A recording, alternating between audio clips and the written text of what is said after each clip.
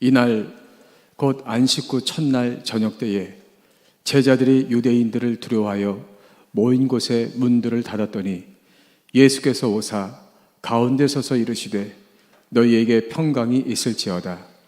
이 말씀을 하시고 손과 옆구리를 보이시니 제자들이 주를 보고 기뻐하더라. 예수께서 또 이르시되 너희에게 평강이 있을지어다. 아버지께서 나를 보내신 것 같이 나도 너희를 보내노라. 이 말씀을 하시고 그들을 향하사 숨을 내쉬며 이르시되 성령을 받으라.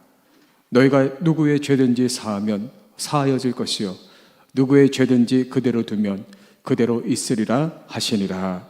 아멘. 코로나19로 인해서 우리가 많은 것을 잃어버렸습니다. 그러나 재발견되는 것이 참 많습니다. 그런데 느끼는 것은 우리가 평범한 일상이 얼마나 큰 축복이었나 하는 것을 많이 느낍니다. 우리가 예배드리고 싶을 때 언제든지 와서 예배드릴 수 있었던 평범한 일상, 만나서 좋은 벗들과 함께 차 마시고 얘기할 수 있었던 이런 일상, 그리고 얼마든지 일할 수 있었던 그런 일상들이 얼마나 큰 축복이었나 하는 것을 깨닫게 됩니다. 아무튼 코로나19가 빨리 종결되어서 다 같이 모여서 예배드린 날이 속히 올 줄로 믿고, 오늘은 여러분에게 무슨 말씀을 증거할까 하다가 사실은 오늘이 지난주가 부활절이고 오늘은 부활절 제2주입니다. 그래서 예수님이 부활하신 후에 예수님이 승천하시기까지 어떤 말씀을 했는가, 그것을 연결해 보니까 쭉 연결이 됩니다. 그래서 요한복음 20장, 21장, 가장 마지막 장이죠. 사도행전 1장, 2장을 통해서 예수님이 부활하신 후에 사람들에게 나타나서 하셨던 말들을 연결해 나가면서 말씀을 전하도록 하겠습니다. 본문의 말씀은 특별히 여러분이 잘 아는 말씀이지만 이 말씀을 통해서 깊이 들여다볼 때 예수님이 과연 어떤 분인가, 또 예수님이 우리에게 위임하신 사명은 어떤 건가, 교회는 어떤 일들을 해야 되나 하는 것들을 잘 우리들이 정확히 알 수가 있습니다. 특별히 예수님이 부활하셔서 하신 말씀을 몇 가지로 나눠서 보면, 첫째, 예수님은 승천, 천국에 대해서 제일 먼저 말씀하셨습니다. 예수님이 부활하신 아침, 막달라 마리아가 예수님 몸에 향품을 발라드리기 위해서 그 신새벽에 무덤가로 갑니다. 부활하셨기 때문에 무덤 문이 열려 있고 무덤 안에는 아무도 없지요. 근데 마리아는 그것을 보는 순간에 예수님의 시체를 누가 훔쳐갔구나 생각해서 가슴 아파서 막 웁니다. 그때 부활하신 예수님이 나타났지요. 마리아가 몰라보고 그가 동산직인 줄 알고, 동산직이요, 우리 주님의 시체를 어디다 옮기셨습니까? 그랬더니 예수님이 마리아야, 그 낯익은 음성에 다시 보니 부활하신 예수님입니다. 그래서 마리아는요, 예수님 막 붙들고 가면서 통곡을 했을 거예요. 예수님, 이제는 어디 가시면 안 됩니다. 헤어져서는 안 됩니다. 우리가 이 땅에서 영원히 우리가 하나님 나라에서 삽시다, 뭐 그랬을지도 모르겠어요. 그때 예수님이 제일 먼저 부활하셔서 하신 말씀이 승천, 천국 간다, 이 말씀을 하셨어요. 스크린 보십니다. 요한복음 20장 17절에 보면 예수께서 이르시되 나를 붙들지 말라. 내가 아직 아버지께로 올라가지 아니하였노라. 너는 내 형제들에게 가서 이르되 내가 내 아버지, 곧 너희 아버지, 내 하나님, 곧 너희 하나님께로 올라간다 하라. 그러니까 예수님이 부활하셔서 첫 번째 하신 말씀이 내 하나님 계신 천국에 올라간다. 근데 이 말씀을 우리가 자세히 보면, 언뜻 보면 이런 생각이 들어요. 예수님이 나를 붙들지 말라, 내가 아직 아버지께로 올라가지 아니하였다. 그 얘기는 예수님이 뭐 영으로 부활하셔서 아직 천국에 못 올라가시고 구천을 맴도나? 어떤 사람은 이렇게 생각할 수도 있어요. 근데 그게 아니고요. 특별히 마리아가 예수님을 너무 반가워서 막 이렇게 안았을 때 나를 붙들고 늘어지지 말라는 뜻이에요. 왜냐하면 내가 부활한 후에 계속 해야 될 일들이 있다는 것이에요. 마리아의 생각은 예수님과 같이 이 땅에서 영원히 이렇게 살았으면 좋겠지만 나를 붙들고 늘어지지 말라. 내가 아버지께로 올라가서 천국에 가는 것, 여기까지가 복음의 완성이다, 이렇게 말하고 있는 거예요.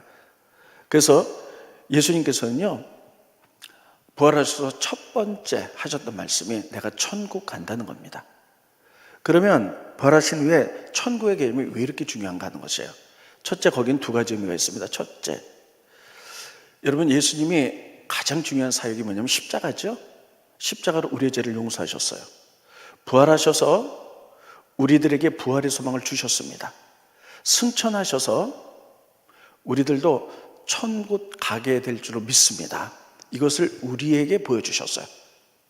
이것이 가장 큰 의미고요. 두 번째는 예수님이 천국에 가셔서 어떤 일을 하시는가 하는 거예요. 예수님 천국 가셔서 어디에 계신가 하는 거예요. 예수님은 우리가 신앙 고백할 때 이렇게 고백하죠. 하나님 우편 보좌에 앉으사. 한번 따라해보겠습니다. 하나님 우편 보좌에 앉으사. 성경에 보면 예수님이 천국 가셔서요, 하나님 우편에 앉아 계세요. 그러면 하나님 우편에 앉아 계시다는 이 의미는 뭘까 하는 것이에요. 이것은 곧 왕으로서의 통치를 의미합니다. 우리가 성경에 보면 섭정왕이라는 게 있어요. 섭정왕은 뭐냐면요, 왕이 나이가 많거나 병이 들어서 정서를 돌볼 수 없었을 때에 그의 아들이 오른편에 앉아서 같이 섭정해 주는 거예요. 그래서 아버지를 대신해서 통치하는 것을 섭정왕이다 이렇게 얘기합니다. 구약의 대표적인 섭정왕이 누구냐? 우시아예요. 우시아가 문둥병이 걸렸습니다. 그러니까 왕이라도 더 이상 통치할 수가 없죠. 그랬더니 그의 아들 요담이 섭정왕이 되어서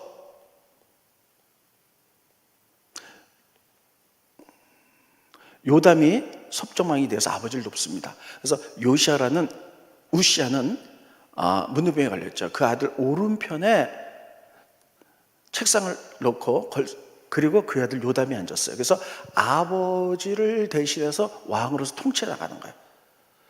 그래서 그 당시에 왕 우편에 앉았다는 얘기는 섭정왕으로서 통치한다는 이런 의미예요. 그러니까 여러분, 예수님이 부활하시고 천국 가셨다. 천국 가셔서 그분이 하셨던 것은 하나님 우편에 앉으셨다는 거예요. 그러니까 하나님으로부터 위임받아서 이 땅의 모든 것들을 다스리는 왕이 되셨다는 이런 의미예요. 그러니까 예수님이 부활하신 다음에 마리아에게 제일 먼저 나타나서 내가 천국에 올라간다. 그것은 사람들에게 천국의 소망도 주는 것도 있지만 또 그보다 더 큰 의미는 내가 천국에 가서 하나님 우편에 앉아서 하나님의 위임받아 이 땅 천지 만물 모든 우주를 다스리는 왕이라는 것이에요. 이런 의미가 대단히 큽니다. 여러분, 그래서 베드로는 성령 받고 그리고 이스라엘 민족에게 처음 복음을 전하고 설교할 때 이렇게 얘기해요. 그래서 예수님께서 십자가에 달려 돌아가시고 부활하고 승천하셔서 우리들에게 주와 그리스도가 되셨다 이렇게 표현합니다. 스크리버십니다. 사도행전 2장 36절은 베드로가 성령 받고 유대인들에게 처음으로 예수님에 대해서 증거하는 설교한 부분입니다. 그런즉 이스라엘 온 집은 확실히 알지니, 이스라엘 민족들은 확실히 이거 알아야 된다는 거예요. 그게 뭐냐면 너희가 십자가에 못 박은 이 예수, 그분이 부활했고 천국에서 하나님 우편에 앉아서 왕으로서 이 땅을 통치하니, 그래서 그가 하나님이 예수님을 주와 그리스도가 되게 하셨느니라. 하나님께서 예수님을 주와 그리스도가 되게 하셨다는 거예요.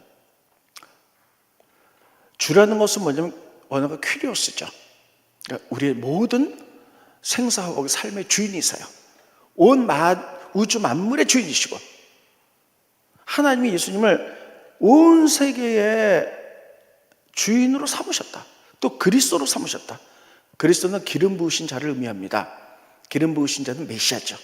그래서 전 세계와 사람들을 구원할 메시아로 하나님이 하셨다는 거예요. 그러니까 여러분, 이 첫 번째 의미는 예수님께서 부활하신 다음에 막달라 마리아에게 나타나서 첫 번째 했던 것, 내가 하늘에 올라간다. 그 의미는 뭐냐면요, 우리를 천국의 소망을 줄 것이며, 두 번째는 올라가서 하나님 우편에 앉으셔서 전 세계를 통치하는 왕이 된 것이다. 그래서 전 세계를 통치한다. 그러므로 그분이 우리의 주와 그리스도가 되셨다는 의미가 거기에 담겨져 있는 거예요. 두 번째, 오늘 본 말씀입니다. 오늘 본 말씀은 하나님이 특별히 위임 파송이 말씀해 주고 있어요. 여러분, 하나님께서는요, 일하신 원칙이, 제가 여러분께 늘 삼각형 그리죠? 하나님이 사람을 지으셨고 세상을 만드셨어요. 하나님 만드셨죠. 근데 하나님이 일하시는 섭리는 세상을 다스리는 것을 사람에게 위임하셨어요. 그래서 창세기에 보면 사람을 만드시고 정복하라, 다스려라, 충만하라 이렇게 말씀했죠. 이것이 하나님 일하시는 원칙이에요. 바로 예수님께서 천국에 가셨어요.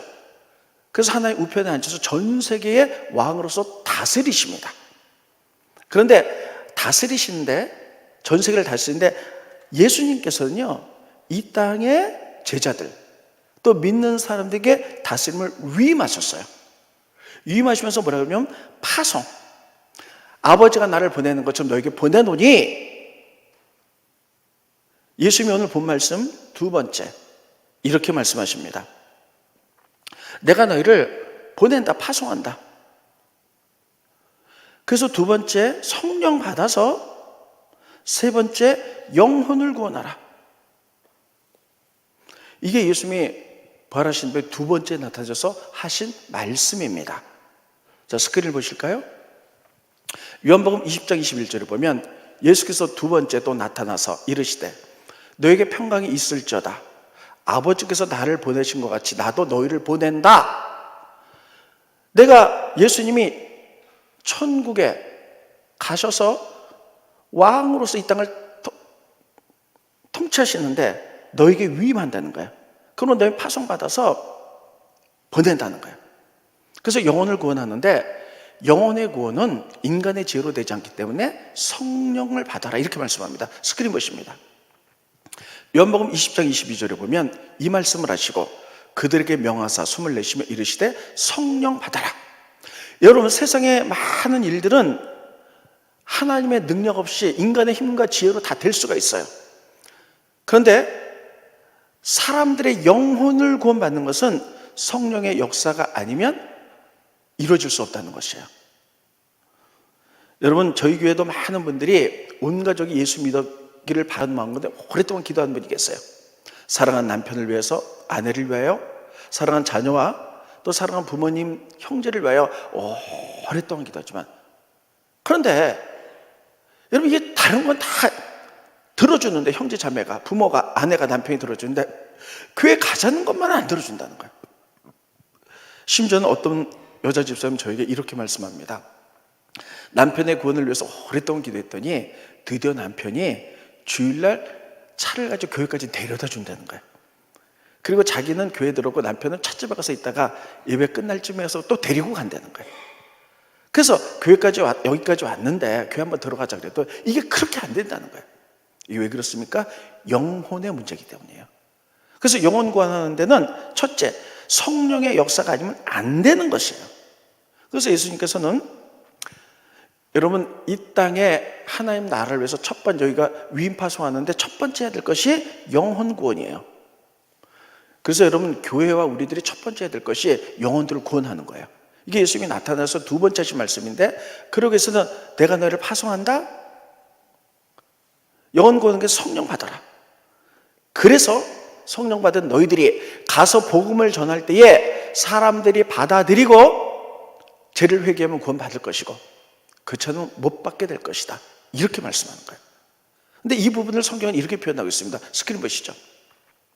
요한복음 20장 23절에 보면 너희가 누구의 죄든지 사하면 사하여질 것이고 누구의 죄든지 그대로 두면 그대로 있으리라 하시니라.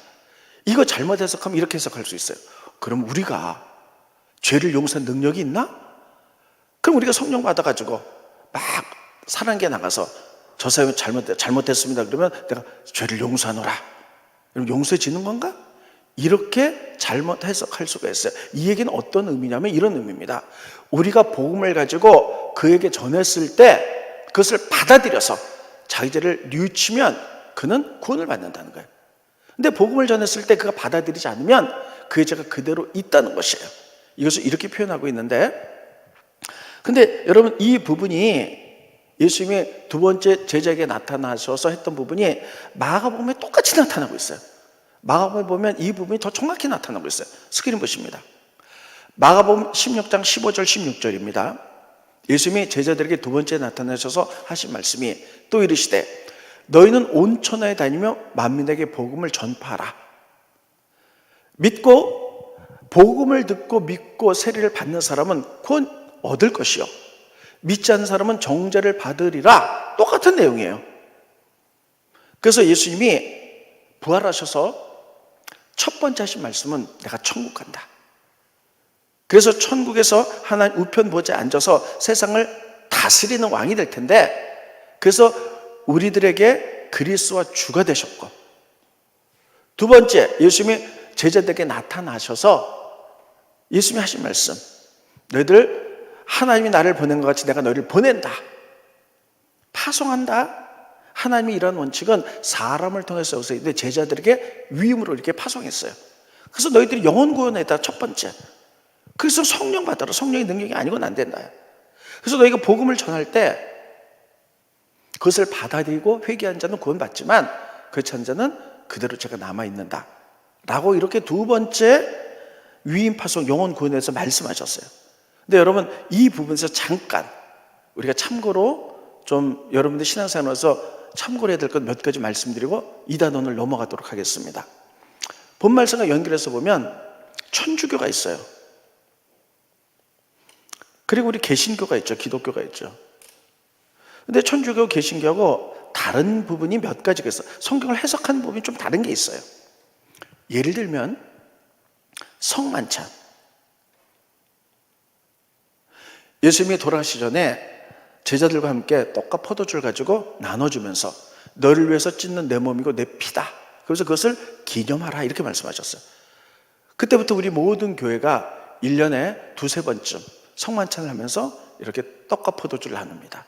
우리 기독교 개신교에서는요 이것을 상징설로 받아들여요. 그게 뭐냐면 예수님이 기념하라고 했기 때문에 고난주간 같은데 상징적으로 하는 것이죠.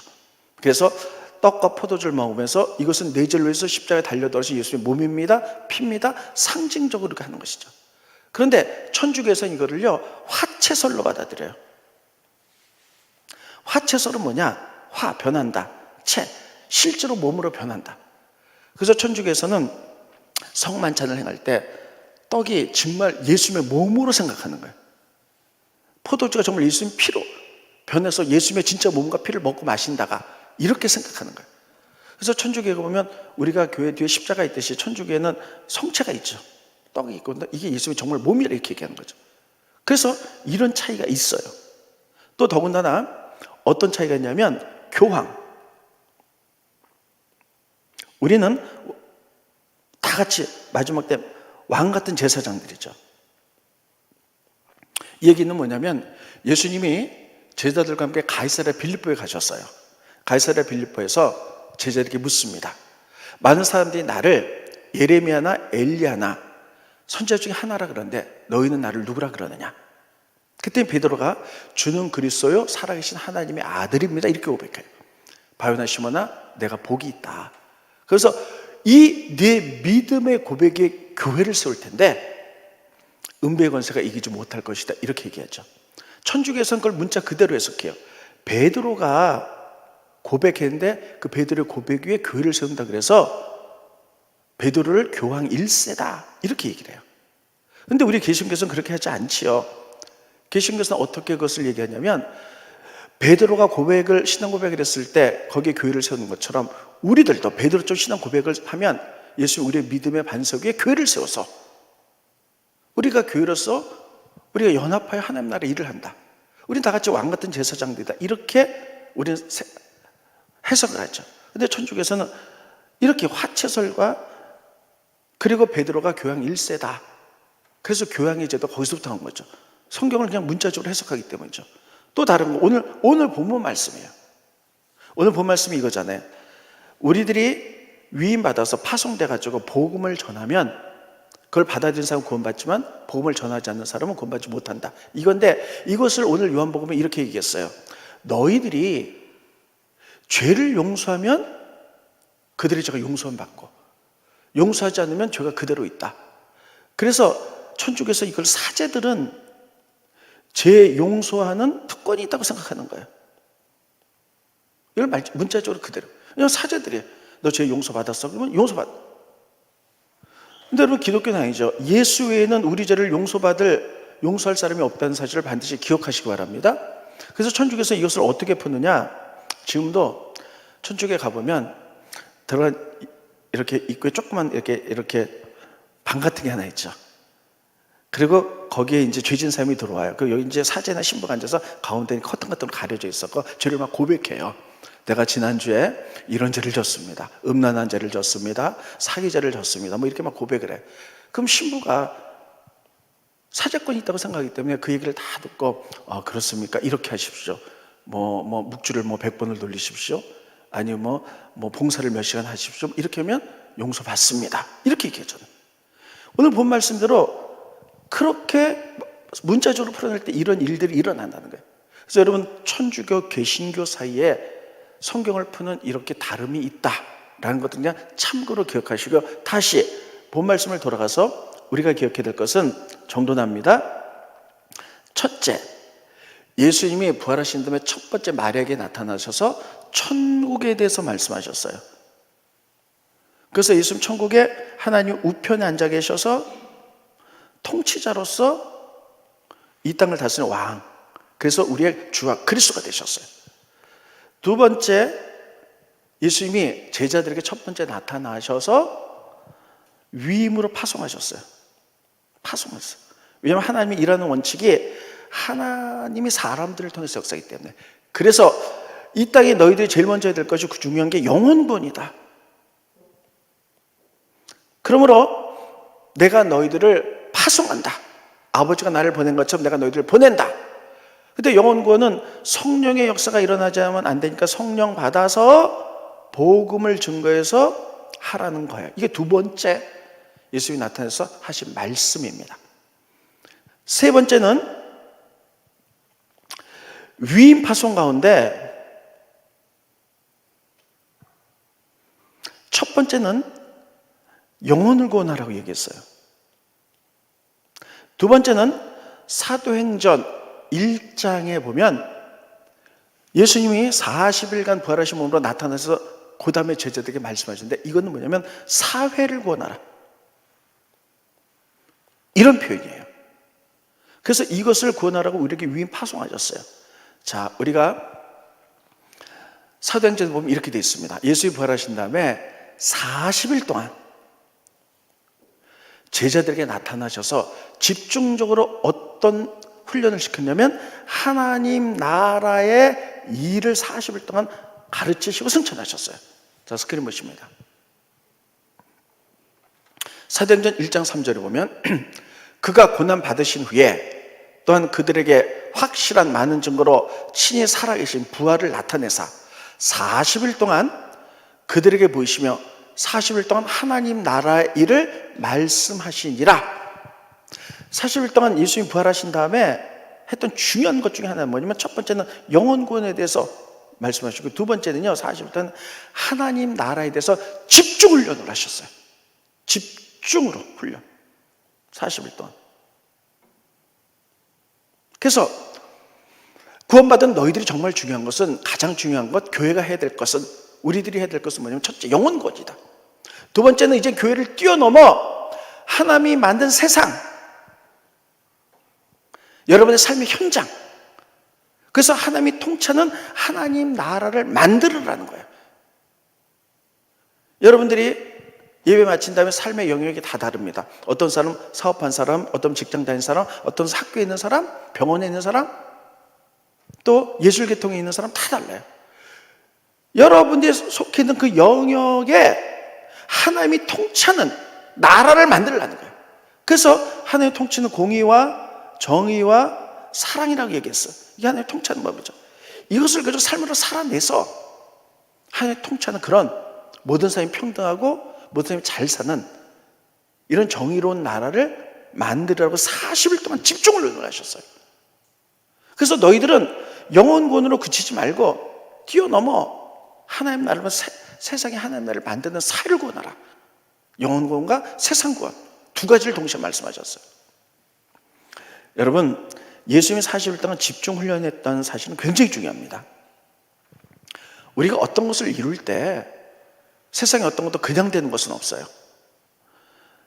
우리들이 훈련과 거기에 대한 전문 지식이 있어야만이, 따르겠습니다. 전문 지식, 훈련 두 가지가 있어야만 쓰임 받을 수 있는 거예요. 저는 지금 목사가 됐습니다. 그러면 제가 평범한 청년일 때, 일반 대학 나왔을 때 하나님 부르셔서 갑자기 확 목사가 돼서 이렇게 설교하고 하느냐, 그게 아니에요. 하나님 저를 부르셔서 집중적으로 신학교에 가서 전문적인 지식을 배웠어요. 그리고 많은 훈련, 말씀과 어떤 선교단체를 통해서 훈련을 받아서 이 훈련을 통해서 그때 목사로 쓰임 받는 거예요. 이 과정이 너무너무 중요합니다. 우리들이 하나님께 무엇으로 지명을 받았다 할지라도 그것을 감당할 만한 전문 지식과 훈련이 없으면요, 절대 쓰임 받을 수 없어요. 그래서 우리가 성경에 보면 자세히 볼 필요가 있습니다. 구약의 많은 왕들을 보면 사울 왕이 있고 첫째 왕이, 두 번째가 다윗이잖아요. 근데 이들이 평범한 사람이었는데 어느 날 사무엘을 통하여, 사무엘은 킹메이커입니다. 왕을 만드는 사람이에요. 기름 부어가지고 다 왕으로 삼아요. 그럼 평범한 이들이 오늘 갑자기 왕이 되어서 나라를 잘 다스릴 수 있을까요? 아니에요. 성경에 보면 이들이 기름 부음을 받은 다음에 전문 지식과 훈련된 장면이 어떻다고 나와 있지는 않지만 우리가 어떤 성경 구절을 통해서 알 수가 있는 거예요. 사울 얘기를 보겠습니다. 사울 보세요. 그냥 평범한 청년이었어요. 아버지가 나귀를 잃어버려서 아버지 나귀를 찾으러 다니다가 사무엘을 만납니다. 근데 사무엘이 기도할 때 하나님의 영이 이렇게 얘기해요. 저 사울이 왕감이다. 그에게 기름 부어서 왕으로 삼으라. 그래서 기름 부어서 왕이 됐어요. 평범한 청년에게 기름 부어 왕 삼았다 왕이 될 수 있을까요? 아니요. 그래서 성경에 뭐라고 되냐면 기름 부은 다음에 사울이 사무엘에게 너 오늘 집에 가지 마 하고 두 사람이 다락방에서 밤새도록 담아 얘기를 해요. 그리고 그 다음날 보내는데 그부터 성경 보겠습니다. 거기 봅니다. 사무엘상 9장 25절에 보면 그들이 산당에서 내려 성읍으로 들어가서는 사무엘이 킹메이커죠. 사울과 함께 지붕이라고 하면 우리 같은 지붕이 아니라 다락방에서 담아 얘기했다는 거예요. 그들이 일찍 일어나서 밤새도록 얘기했어요. 동틀 때쯤까지. 사무엘이 지붕에서 사울을 불러 이르되 일어나라, 내가 너를 보내리라. 이 밤새도록 그들이 어떤 얘기를 했을까? 성경은 생략돼 있어요, 내용은. 근데 성경을 읽는 많은 학자들은 여기서 왕의 수업을 받았을 것이다. 내가 너에게 기름 부었는데 왕이 되면 이렇게 해야 된다, 저렇게 해야 된다, 저렇게 해야 되는 걸 가르쳤을 거라는 거예요. 여러분, 우리가 모세 오경에 보면 모세가 가나안 땅에 들어가면 왕이 세울 줄 알고 하나님 모세를 통해서 말씀하세요. 너희가 왕을 세울 때는 세 가지 꼭 해야 된다. 첫 번째, 왕은 아내를 많이 둬서는 안 된다. 또 말을 많이 둬서는 안 된다. 전쟁이 일으키는 거죠. 그 다음에 재산을 많이 가져서는 안 되고 성경을 날마다 필사에 쓰고 읽고 행해라. 그래야지 좋은 왕이 될 수 있다. 이게 왕의 수업이거든요. 분명히 킹메이커인 사무엘이 사울을 불러서 기름 부은 다음에 이런 수업을 철저히 했을 거예요. 그러니까 왕이 될 수 있는 거예요. 다윗도 마찬가지입니다. 다윗도 어린 소년이었는데 골리앗을 죽이고 돌아오죠.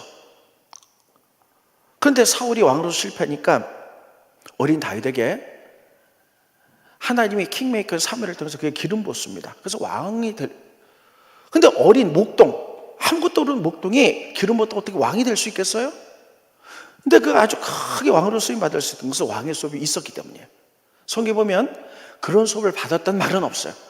근데 성경의 귀절들을 보면서 분명히 그랬습니다. 보세요. 사울이 그를 죽이려고 하자 다윗이 도망다니다가 사무엘이 살고 있는 라마나에스로 도망가서 그들과 사무엘과 같이 살아요. 그 기간이 얼마나 되는지 몰라요. 스크린 보십니다. 다윗이 도피하여 라마로 가서 사무엘에게로 나가서 사울이 자기에게 행한 일을 다 전하였고 다윗과 사무엘 기름 부었지만 그리고 사무엘은 킹메이커잖아요. 왕을 만든 사람들. 나에서로 가서 같이 살았더라. 같이 살았던 기간이 얼마나 되는지 모르는데 요 같이 살았던 기간 동안에, 그래서 사울이 죽이려고 하니까 다윗은 피해가죠. 이 기간 동안에 무슨 일을 했을까? 많은 사람들이 성경을 연구한 학자가 공통적으로 말하는 것은 왕의 수업을 시켰을 것이다. 왕으로서 전문적인 지식과 훈련을 통하여 이들이 다 왕이 될 수 있었던 거예요. 하나님이 아무리 그 사람을 지명을 세웠다 할지라도 거기에 합한 지식과 훈련들이 없으면 쓰임 받을 수가 없는 거예요. 마찬가지로 하나님께서는 예수님을 통하여 우리에게 위임 파송을 해서, 첫째, 성령 받아서 영혼 구원해라. 두 번째, 40일 동안에 하나님 나라를 말씀하시면서 집중 훈련을 시켰어요. 하나님 나라, 공의와 정의와 사랑의 나라. 그래서 모든 사람이 평등하고 모든 사람이 잘 사는 축복된 나라에 대해서 집중 훈련을 40일 시켰던 거예요. 그래서 이런 복음 들어오면서 이런 공의와 정의의 나라가 다 이루어지잖아요. 보세요.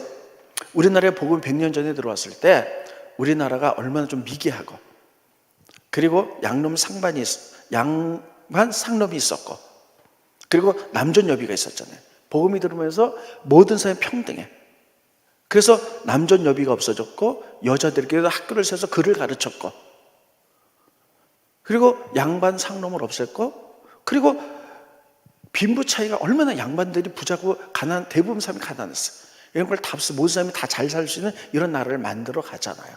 이게 하나님 나라거든요. 그래서 이런 것들 40일 동안 훈련시켜서 위임 파송.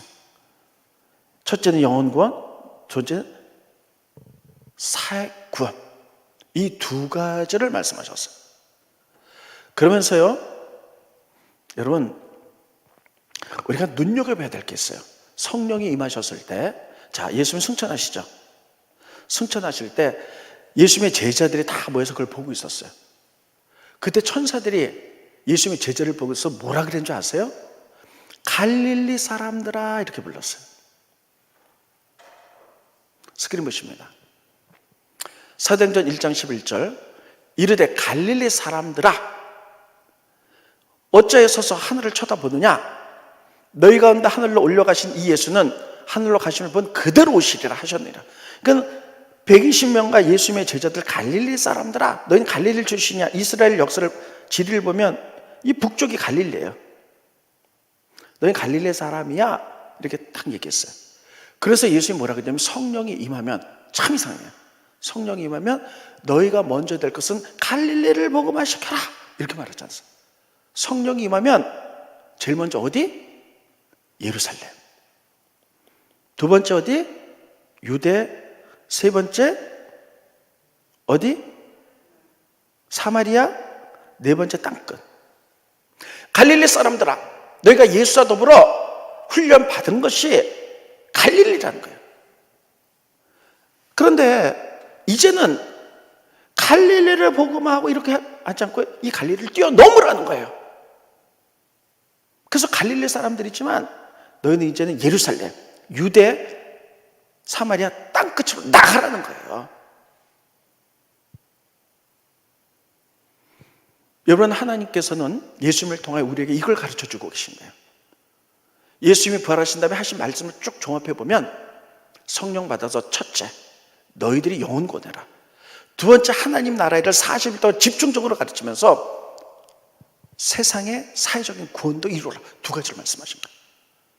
그래서 여러분, 먼저 우리들이 다 예수 믿고 하나님과 일대일의 관계, 성령 충만해야 돼. 그래서 우리가 다 구원받아야 돼. 이런 우리들이 모이는 것이 교회잖아요. 그러면 우리 갈릴리 사람들아, 갈릴리에만 연연하지 말고 뛰어넘어 예루살렘으로 가라, 유대로 가라. 하나님 나라를 만들기 위해서 교회를 뛰어넘으라는 얘기예요. 여러분, 우리나라에 기독교가 들어온 지 130년이 됐어요. 근데 교회에서 이 두 가지, 영혼 구원, 사회 구원, 이 두 가지를 예수님이 마지막 부활하시면서 하신 말씀인데, 영혼 구원은 치우쳐 있었어요. 그러니까 교회가 막 1000만 명이 넘어가서 십자가가 굉장히 막 교회들이 많은데 이건 차고도 넘쳐요. 그러면 우리들이 갈릴리를 뛰어넘어, 교회를 뛰어넘어 이 땅에 하나님 맛이 세상을 통째서 하나님 나라를 만들어 나가야 되는데 이런 건 안 하고 있는 거예요. 그러니까 어떻게 됐습니까? 지금 보면 세상이 하나님이 만드신 세상으로 서로 사랑하고 섬기고 나누고 투명하고 깨끗한 사회가 돼야 되는데 얼마나 거짓이 많고 타락이 많은지 여러분 최근에 보면서 너무너무 질릴 만큼 타락했잖아요. 음란하고 타락하고 거짓이 많고 도대체 어디서부터 어디까지가 진실인지 모르겠고 이런 세상 왜 그렇게 됐습니까? 반토막만을 했기 때문에. 영혼 구원 가장 중요해요. 예수님이 첫 번째 나타나셔서 부활하셔서 하신 말씀이 여인들에게 나 천국 간다. 하나님이 우편 보좌 앉아서 주와 그리스도가 돼서 이 땅을 통치하는데 두 번째 나타났어요. 제자들에게 내가 너에게 위임한다. 파송하니 성령 받아서 영혼 구원해라. 그럼 마지막에 제자들에게 40일 동안 나타나셔서 천국 가시기까지 하나님 나라 교회를 뛰어넘어 갈릴리 뛰어넘어 예루살렘으로 갈릴리 뛰어넘어 온 유대와 사마리아로 땅끝까지 너희들에게 위임하니 하나님의 나라 공의와 정의와 이렇게 살아가는 나라를 만들으라는 거예요. 그래서 우리가 본 말씀을 자세히 들여다보면 요한복음 20장, 21장, 사도행전 1장, 2장에 보면 우리가 누군지, 예수님이 누군지, 우리가 해야 될 일이 뭔지가 정확하게 드러나고 있어요. 복음의 보석 같은 본질이 거기 다 드러나 있는 거예요. 그러면서 정말 중요한 얘기, 사도행전 2장에 보면 이제 부활하시고 승천하신 다음에 우리가 성령을 보내주시잖아요. 성령이 오시는데 성령의 오심이 성경이 이렇게 돼 있어요. 각각 사람들에게 다 하나씩 1대1로 그리고 다 같이 그들 성령 받은 사람이 다 같이 공동체로 모였을 때 성령의 기름 부으사 하나님 사역을 하는 거예요. 스크린 보시죠. 사도행전 2장 3절에 보면 마치 불의 혀처럼 갈라지는 것이 그들에게 보여 각 사람이 하나씩만 모든 사람에게 각각 성령이 임하는 거예요. 또 스크린 넘겨주세요. 이 소리가 나매 큰 무리가 모여 각각 자기의 방언으로 제자들이 말하는 것을 듣고 소동하여 각각 하나님과 1대1의 관계에서 성령 받고 방언하는 거예요. 여러분 개인 구원은 하나님과 1대1의 관계예요. 그래서 각각 성령 받아서 구원 받았어요. 근데 이걸로 끝나죠. 그들이 다 같이 그들이 모인 게 교회 공동체잖아요. 그래서 다 같이 모였고 자 스크린 보십니다. 2장 1절 오순절 날이 이미 이르매 그들이 다 같이 모였어요. 한 곳에 모였더니 또 넘겨주세요. 2장 4절 그들이 다 성령의 충만을 받았다. 1대1로 받고 다 받았다는 거예요. 자 보세요. 개인 영혼의 구원은요 각각 받는 거예요. 근데 이들이 다 모여서 다 같이 모여서 교회를 형성하는 거예요. 이 교회가 해야 될 일이 뭐냐? 갈릴리를 뛰어넘으라는 거예요. 예수님께서는 제자들에게서 너희 갈릴리 사람이다 말했으면 그들이 해야 될 게 갈릴리잖아요. 근데 너희가 성령 받고 복음 전할 건 갈릴리를 뛰어넘어 예루살렘이라는 거예요. 유대고 사마리아고 땅끝이라는 얘기예요. 그러므로 여러분 우리는 이제 본 말씀에서 깨닫는 것은요 이제 우리가 교회를 뛰어넘어야 돼요. 우리가 다 구원 받았잖아요. 영혼 구원. 가장 중요한 게 교회 영혼 구원이에요. 하나님과 1대1의 관계로 성령의 역사로 다 구원 받았습니다. 각각. 근데 우리가 다 모여서 다 같이 교회를 형성했으면 이제 갈릴리를 뛰어넘듯이 교회 내에서는 계속 영혼 구원을 위해서 일해야 돼요. 그래서 뛰어넘어서 이 땅에 하나님의 나라, 하나님 통치하는 나라, 이런 나라를 만들도록 이것이 우리의 역할인 줄 믿으시기 바랍니다. 성경은 오늘 우리에게 이런 것들을 가르쳐주고 계세요. 하나님의 나라. 마지막으로 우리가 정돈하면 자 여러분 잘 들으시고 정돈하면서 마지막 결론을 짓도록 하겠습니다. 예수님이 부활하신 다음에 승천하시기까지 예수님이 하신 말들을 자세히 보면 예수님이 누군지 우리가 뭘 해야 되는지가 다 드러나 있어요. 우리는 어떤 사람인지. 예수님이 첫 번째 여자들에게 천국에 대해서 얘기했다. 천국 간다 얘기했어요. 그래서 우리에게 천국의 소망을 주신 것뿐만 아니라 천국에서 예수님의 사역은 하나님 우편에 앉으셔서 그분이 왕이세요. 주와 그리스도가 되셨어요. 그래서 이 땅을 통치하세요. 여러분, 예수님 십자가 지시고 부활하시고 천국 가셔서 하나님 우편에 앉으심으로 말미암아 그 결과로 주와 그리스도가 되신 거예요. 왕이 되셨어요. 우리를 다스리세요. 그래서 우리에게 위임하셨는데 하나님 이런 섭리죠. 우리는 첫째, 개인구원, 영혼 구원해야 돼. 이게 우리 교회 첫 번째 사명이에요. 그래서 성령 받아라. 두 번째, 40일 동안에 하나님 나라 일을 집중적으로 가르쳐서 우리가 구원받으면 각각 구원받았으면 뭐니까 그 공동체 교회가 되잖아요. 이제는 이것을 뛰어넘어서 하나님 나라를, 하나님 만든 세상 속으로 들어가서 세상을 변화시키라는 거예요. 하나님 나라를 평등과 정의와 공의와 사랑의 나라로 만들으라는 거예요. 여기까지 우리의 사명이라는 거예요. 그래서 예수님께서 갈릴리 사람들아 너희 갈릴리 있지만 갈릴리 뛰어넘어. 더 이상 갈릴리만 있지 마. 이 두 가지를 예수님이 왕이시고 우리에게 위임한 것들이 어떤 것이 영혼권과 사회권, 이 두 가지를 해야 된다고 말씀하고 있어요. 그러니까 요한복음 20장, 21장, 사도행전 1장, 2장에 보면 예수님 누구신지, 우리가 성령 받아서 어떤 일들을 해야 되는지, 우리는 이것으로 부름받았습니다. 따라했습니다. 우리는 이것으로 부름받았습니다. 영혼구원과 세상 구원으로. 그러면 여러분, 우리가 이 일에 최선을 다해야 돼요. 이번에 코로나 사건으로 인하여 또 한 가지 사건이 더 있었죠. 선거가 있었죠. 이런 선거를 해서 여러분이 투표한 분이 뽑힐 수도 있고 투표한 분이 안 뽑힐 수도 있어요. 어떤 분은 아까 가면서 저한테 이렇게 얘기하더라고요. 제가 투표한 분이 안 뽑혀서 저 이틀 동안 나라 민족을 생각하면서 그냥 병이 났습니다. 이렇게까지 얘기하더라고요. 근데 여러분, 내가 선거한 분이 안 뽑힐 수도 있어요. 근데 뽑혔다는 것은 모든 권이 하나님께로부터 왔기 때문에 우리가 기도해야 될 것은 첫째, 이분들이 하나님의 나라, 이분들을 통해서 만들도록 반드시 기도해야 될 줄로 믿습니다. 이분들이 깨어서 이런 일을 하도록. 그러면 우리는 이렇게 생각돼요. 저 사람은 크리스찬이 아닌데, 나랑 사상이 다른데 기도한다고 이 사람들이 이렇게 할까? 여러분, 성경을 놀랍게도 보면요, 하나님이 하나님 나라를 세우는데 크리스찬만 쓴 게 아니에요. 난 크리스찬도 많이 쓰셨어요. 보세요. 이스라엘 민족이 바벨론에서 포로 생활할 때 하나님의 뜻을 이루기 위해서 이들이 예루살렘으로 귀환하잖아요. 그 다음에 누구를 쓰셨어요? 고레스 왕을 썼어요. 이 사람 하나님 믿는 사람 아니에요. 그렇게 하나님의 뜻대로 기도하지 않으면 고레스의 마음을 움직여서 하나님의 역사에 동참하게 만들었어요. 바벨론 포로에 있을 때 이스라엘 민족이 다 죽을 위기 속에 있었어요. 그때 하나님이 에스더에게 죽으면 죽으려 하고 아하수에로 왕에게 부탁해서 이스라엘 민족이 살아납니다. 누구를 쓰셨어요? 아하수에로 왕을 쓰셨어요. 그들의 기도를 통해서 하나님은 하나님의 나라를 위해서 믿지 않은 사람도 사용한다는 거예요.